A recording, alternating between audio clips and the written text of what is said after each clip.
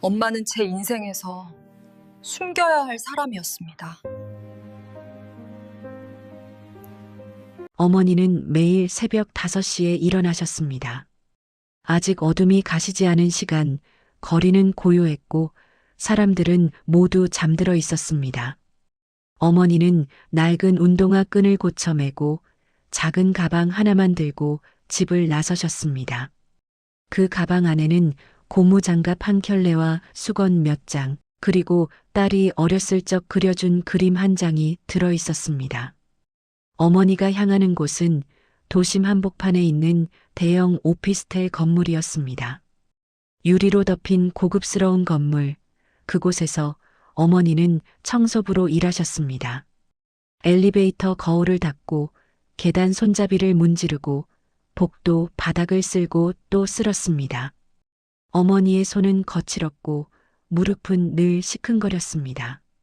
딸은 그 사실을 철저히 숨겼습니다. 친구들이 부모님은 뭐 하세요? 라고 물으면 얼버무렸고 회사 동료들 앞에서는 아예 어머니 이야기를 꺼내지 않았습니다. 딸은 명문대를 나왔고 대기업에 다녔습니다. 주변 사람들은 모두 부모님이 안정적인 직업을 가진 경우가 많았습니다. 교사, 공무원, 사업가. 그 사이에서 청소부라는 직업은 딸에게 감추고 싶은 흠이었습니다. 어느 날 딸은 회사 동료들과 그 건물 근처 카페에 갔습니다. 유리창 너머로 어머니가 보였습니다. 낡은 앞치마를 두르고 바닥을 닦고 계셨습니다. 동료 중 한 명이 농담처럼 말했습니다. 여기 청소하시는 분들 진짜 부지런하시네요. 맨날 보이던데. 딸은 고개를 돌렸습니다. 모르는 사람처럼, 전혀 관계없는 사람처럼. 어머니는 그 모습을 보셨습니다. 딸의 뒷모습을, 차갑게 외면하는 그 태도를. 어머니는 빗자루를 든 손에 힘을 주셨습니다. 그리고 아무 일도 없었던 것처럼 다시 바닥을 향해 고개를 숙이셨습니다. 어머니의 눈가가 조금 붉어졌지만 아무도 그걸 알아차리지 못했습니다. 그날 밤 어머니는 혼자 앉아 딸의 번호를 한참 바라보셨습니다. 전화를 걸까 말까 망설이다가 결국 핸드폰을 내려놓으셨습니다. 딸에게 부담을 주고 싶지 않으셨습니다. 자식이 자신을 부끄러워한다는 사실을 인정하고 싶지 않으셨습니다. 어머니는 그 건물에서 가장 오래된 사람이었습니다. 15년째 같은 자리를 지키고 계셨습니다. 입주민들은 오고 갔지만 관리소장도 여러 번 바뀌었지만 어머니는 변함없이 그곳에 계셨습니다. 어머니는 건물의 모든 구석구석을 알고 계셨습니다. 삐걱거리는 복도, 물이 새는 화장실, 겨울이면 유난히 추운 계단. 어머니는 사람들에게도 친절하셨습니다. 비 오는 날이면 우산을 챙겨주셨고 무거운 짐을 든 사람이 있으면 엘리베이터 문을 잡아주셨습니다. 새로 이사 온 사람들에게는 조용히 분리수거 방법을 알려주셨고 택배가 잘못 배달되면 직접 찾아가 전해주셨습니다. 하지만 사람들은 어머니를 이름으로 부르지 않았습니다. 청소하시는 분, 아줌마, 때로는 그냥 손짓으로만 부르기도 했습니다. 어머니는 개의치 않으셨습니다. 그저 묵묵히 자신의 일을 하셨습니다. 그런데 건물주만은 달랐습니다. 그는 나이가 지긋한 호랍이었습니다. 자식들은 모두 외국에 나가 살았고 친척들은 가끔 안부 전화만 했습니다. 건물주는 혼자였습니다. 재산은 많았지만 곁에 있는 사람은 없었습니다. 건물주는 어머니에게만은 늘 자리를 권했습니다. 관리실에 들를 때면 앉으세요라고 말했고 말을 걸 때도 존댓말을 사용했습니다. 다른 직원들은 이름을 부르거나 반말을 했지만 어머니에게만은 그러지 않았습니다. 어머니는 그가 힘들어 보이는 날이면 따뜻한 차를 건넸습니다. 말없이 조용히. 건물주는 그 차를 마시며 처음으로 혼자가 아니라는 느낌을 받았습니다. 둘 사이에는 특별한 대화가 오가지 않았습니다. 그저 같은 공간에서 같은 시간을 보내는 것만으로도 위로가 되었습니다. 관리소장은 그 모습을 못마땅하게 바라봤습니다. 입주민들도 수군거리기 시작했습니다. 하지만 건물주는 신경 쓰지 않았습니다. 그에게 어머니는 유일하게 자신을 사람으로 대해주는 존재였습니다. 이 건물은 당신 손이 없었으면 벌써 무너졌을 겁니다. 딸은 어머니를 모른 척한 일을 후회하지 않았습니다.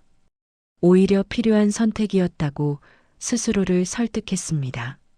딸의 세계에서 어머니의 직업은 존재해서는 안 될 것이었습니다. 회사에서 승진 심사를 앞두고 있었고 주변 사람들의 시선이 중요했습니다. 어머니가 병원에 입원했을 때조차 딸은 회사에 먼 친척이 아프다고만 말했습니다. 병문안도 퇴근 후 늦은 시간에만 갔습니다. 어머니는 딸이 올 때마다 밝은 표정을 지으셨지만 딸은 그 미소 뒤에 숨은 외로움을 보지 못했습니다. 한편 건물에서는 변화가 일어나고 있었습니다. 새로운 관리소장은 어머니를 탐탁지 않게 여겼습니다. 나이도 많고 건물주와 가까운 것도 마음에 들지 않았습니다. 관리소장은 어머니의 근무 시간을 변경하려 했고 청소 구역도 가장 힘든 곳으로 배정했습니다. 어머니는 아무 말씀 없이 받아들이셨습니다. 새벽 4시부터 나와 일했고 지하 주차장부터 옥상까지 오르내리셨습니다. 무릎이 아파도 허리가 끊어질 듯 아파도 내색하지 않으셨습니다. 어느 날 입주민 한 명이 민원을 넣었습니다. 청소가 제대로 안 됐다는 내용이었습니다. 관리소장은 어머니를 불러 모욕적인 말을 쏟아냈습니다. 다른 직원들이 보는 앞에서 어머니는 고개를 숙인 채 그 말들을 들으셨습니다. 건물주는 그 장면을 목격했습니다. 그날 저녁 건물주는 관리실에 내려와 관리소장을 불렀습니다. 그리고 조용히 말했습니다. 그분은 당신보다 이 건물에 훨씬 오래 계신 분입니다. 다시는 그런 식으로 대하지 마세요. 어느 날 건물주가 갑자기 쓰러졌습니다. 관리실에서 서류를 보다가 가슴을 움켜쥐고 쓰러진 것입니다. 어머니가 제일 먼저 발견하셨습니다. 어머니는 당황하지 않으셨습니다.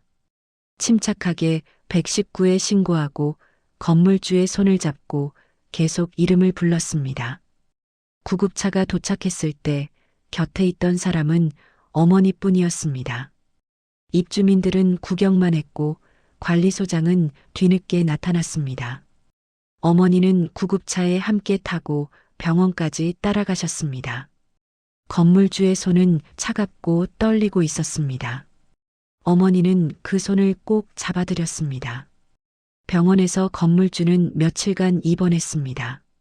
자식들에게 연락이 갔지만 외국에서 바로 올 수는 없다고 했습니다. 친척들은 문병을 왔다가 금방 돌아갔습니다. 그 사이 어머니는 매일 병원에 들렀습니다. 출근 전에, 퇴근 후에. 건물주에게 식사는 하셨는지 물어보고 병실을 정리해드리고 말없이 곁을 지켰습니다. 건물주는 그런 어머니를 바라보며 처음으로 눈물을 흘렸습니다. 평생을 혼자 살아왔습니다.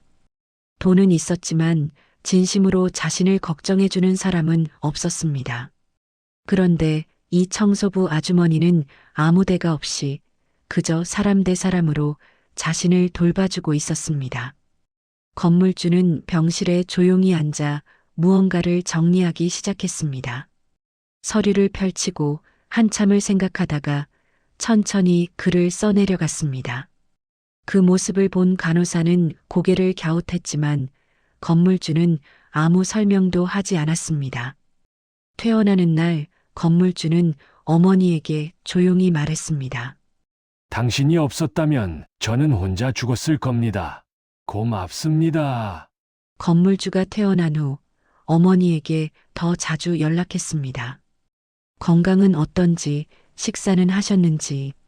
어머니도 자연스럽게 답하셨습니다.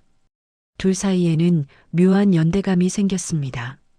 외로운 사람들끼리 느끼는 말로 표현할 수 없는 이해. 하지만 사람들은 그렇게 보지 않았습니다. 수군거림이 시작되었습니다.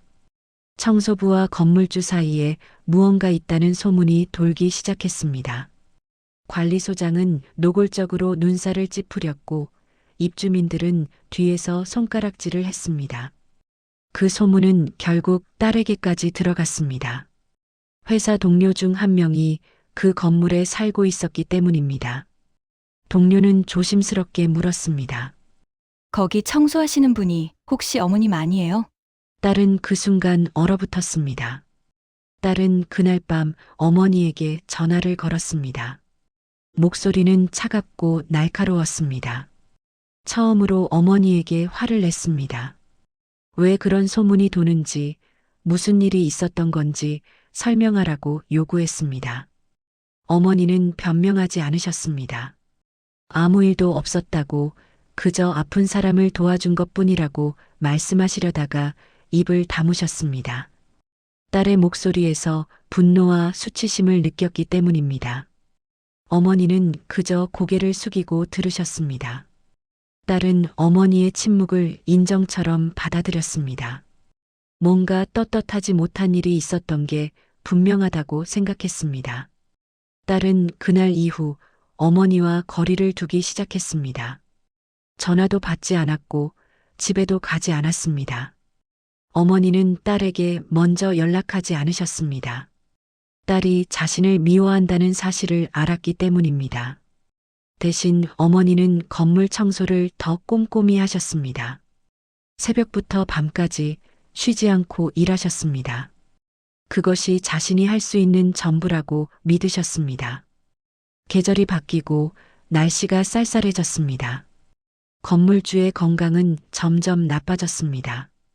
병원을 오가는 횟수가 잦아졌고 얼굴은 날로 수척해졌습니다. 어머니는 여전히 조용히 곁을 지켰습니다. 아무도 돌보지 않는 그 외로운 시간을 어머니만은 함께했습니다. 건물주는 자주 변호사를 불렀습니다. 관리실 책상에 앉아 서류를 정리하는 모습이 자주 목격되었습니다. 어머니가 차를 내올 때면 건물주는 의미심장한 눈빛으로 어머니를 바라보곤 했습니다. 그러나 어머니는 그 의미를 알지 못했습니다. 그리고 어느 겨울날 건물주가 세상을 떠났습니다. 장례식장에는 많은 사람들이 모였습니다. 친척들, 사업 관계자들, 입주민들 모두 검은 옷을 입고 조문을 했습니다. 그 사이에서 어머니는 한쪽 구석에 조용히 앉아 계셨습니다. 아무도 어머니를 가족으로 인식하지 않았습니다. 그저 건물 청소부, 그 이상도 이하도 아니었습니다. 어머니는 신경 쓰지 않으셨습니다. 그저 고인을 조용히 애도했습니다. 며칠 뒤 변호사가 유언장 공개를 위해 사람들을 모았습니다. 친척들은 기대에 찬 표정으로 앉았습니다. 건물주의 재산은 상당했습니다. 건물, 예금, 주식, 누가 얼마나 받을지가 관심사였습니다. 변호사가 유언장을 펼쳤습니다. 그리고 천천히 이름을 호명하기 시작했습니다. 사람들은 자신의 이름이 불리기를 기다렸습니다. 하지만 예상과 달리 주요 재산의 상속인으로 불린 이름은 친척들이 아니었습니다. 그 이름은 어머니의 이름이었습니다. 사람들은 서로를 바라보며 믿을 수 없다는 표정을 지었습니다. 이 건물은 당신 것입니다. 당신이 진짜 주인이니까요. 변호사는 침착하게 유언장을 낭독했습니다. 건물주가 남긴 글이었습니다. 거기에는 어머니에 대한 이야기가 담겨 있었습니다. 자신이 가장 힘들었을 때 말없이 곁을 지켜준 사람, 재산이 아닌 사람 자체를 대해준 유일한 존재. 건물주는 평생을 건물주로만 살았습니다. 사람들은 그의 재산을 봤지 그의 외로움은 보지 않았습니다. 가족도 친구도 사업 파트너도 모두 이익 때문에 곁에 있었습니다. 진심으로 자신을 걱정해주는 사람은 아무도 없었습니다. 그런데 어머니는 달랐습니다. 어머니는 아무것도 요구하지 않았습니다. 그저 아픈 사람에게 따뜻한 차를 건넸고 외로운 사람 곁을 지켰습니다. 대가를 바라지 않는 그 순수한 마음이 건물주에게는 평생 처음 느껴보는 온기였습니다. 유언장에는 이런 문장도 있었습니다. 이 건물의 진짜 주인은 당신입니다. 당신이 없었다면 이 건물은 그저 차가운 콘크리트 덩어리에 불과했을 것입니다. 당신은 이곳을 따뜻하게 만들었습니다. 친척들은 항의했습니다. 변호사를 다그쳤고 유언장의 효력에 이의를 제기했습니다. 하지만 법적으로 문제가 없었습니다. 건물주는 정신이 온전한 상태에서 공증을 받았고 명확한 의사를 남겼습니다. 어머니는 그 자리에 가만히 앉아 계셨습니다. 눈물도 흘리지 않았고 말도 하지 않았습니다. 그저 고개를 숙이고 고인의 뜻을 받아들이셨습니다. 그 소식은 금세 퍼졌습니다. 건물 입주민들도 관리소장도 그리고 딸도 알게 되었습니다.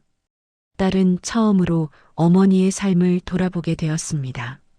자신이 그토록 부끄러워했던 그 삶이 누군가에게는 가장 소중한 순간이었다는 사실을요.